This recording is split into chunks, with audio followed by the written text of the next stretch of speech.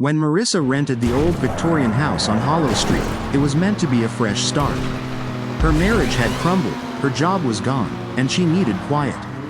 The house was too big for one person, but the rent was cheap, and the real estate agent was oddly eager to close the deal. It was only after signing the lease that she learned no one had stayed in the house longer than a few months. "They say it's just too drafty," the agent said with a half smile.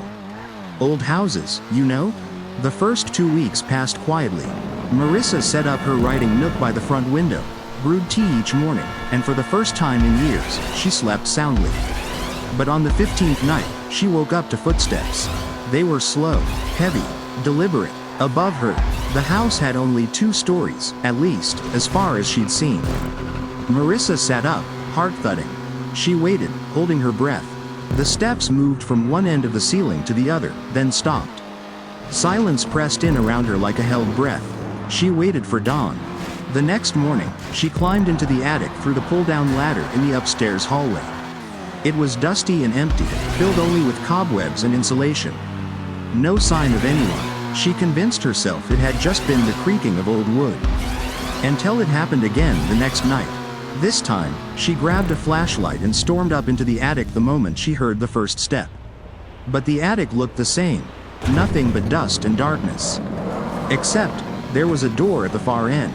She could have sworn it hadn't been there before. It was small, crooked, like it belonged in a dollhouse. The handle was old iron, the kind that turned instead of twisted. She reached for it, then stopped. Her breath caught in her throat. A draft of cold air slipped through the cracks around the door, and something else, something foul, came with it. Rot, decay, wet earth. Her fingers hovered near the handle. Then she turned and climbed back down without opening it. She didn't sleep that night.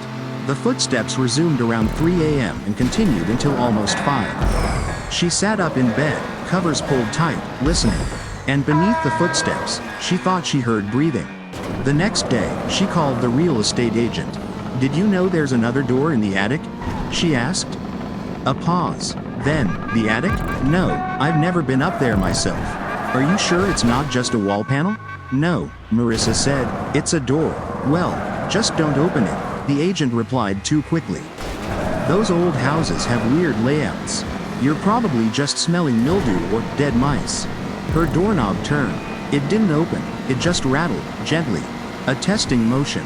Then silence. She didn't sleep again for 3 days. She finally called a local historian. His name was Len.